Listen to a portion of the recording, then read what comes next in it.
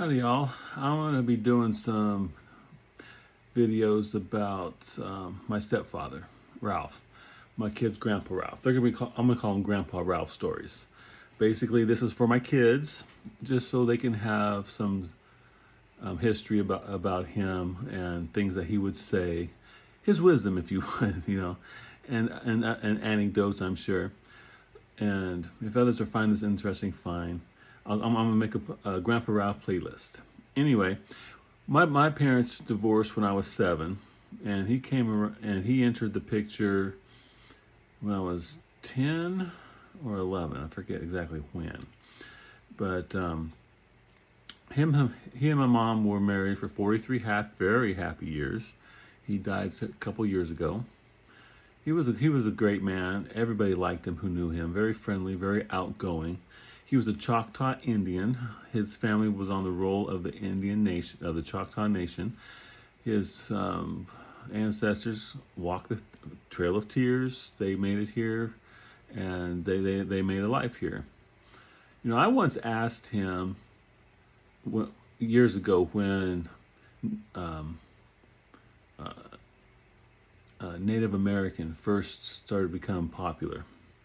I says, don't you want, I asked him, I says, Ralph, do you want to be called Indian or do you want to be called Native American? Because, I was hearing a lot about how you shouldn't call Indians anymore. You should call them Native Americans. I guess now they're indigenous people.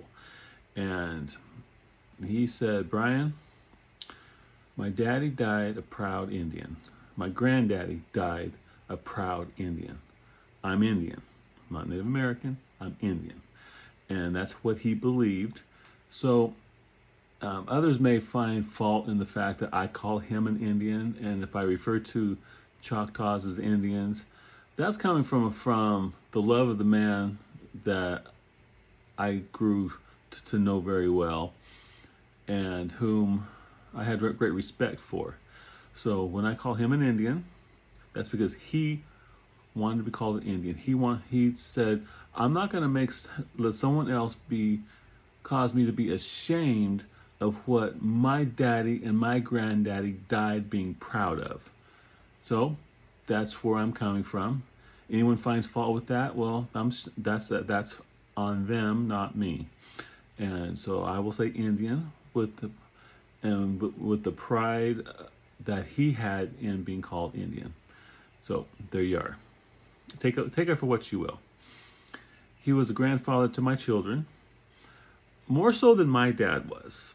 But not because my dad didn't want to, but he didn't have the opportunity to. He never came to visit my kids hardly at all. Where my mom stayed in touch, she came to visit, and she was there every year, until Ralph's health became such that she couldn't leave him anymore. But every year she would come up and spend a week with my kids every summer, and through her, they really got to know him. And when in 2004, when I started traveling here for the summer times, then he got to be the grandfather to my kids. And they loved him. They absolutely loved their Grandpa Ralph. And he once told me, because his kids, his daughter never had kids. His oldest son was basically estranged from the family, and his youngest son, who had kids, had a falling out with their dad, so never brought them to visit him. So my kids were the only ones who got to experience him as a grandpa. And he once told me, he says, Brian, if not for you, I would never have known what it was to be a grandpa. I never would have experienced it, and I'm so thankful that I got to do that. And he would bake them peanut brittle. Every birthday they would get a pack. They would get boxes of candy that he would make. And when they came here, and they still talk about this, how he would hook up the trailer to his riding mower or his four-wheeler, and they would pile it in the back, and he would drive them around the property. that was always a very favorite memory of theirs, of him. And then later on, when he had complications with his foot, and he lost his foot, and my mom was really struggling with trying to maintain it. Me and my son moved down here, and that's where I'm at now and why I'm here, because of that. And I helped him stay in the home that he loved until he passed. He never went to a home. He got to die in the house that he loved. Everything about this place he just absolutely loved. And he's got a lot, and there's a lot of stories about him that I will share as time goes on.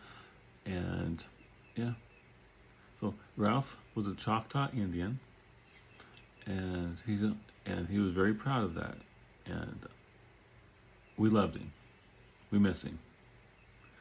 So look if you're interested, look for more Grandpa Ralph stories. I'll post them periodically. I'll create a playlist for them, and maybe it'll give you a little bit more of where I'm coming from when I talk about things.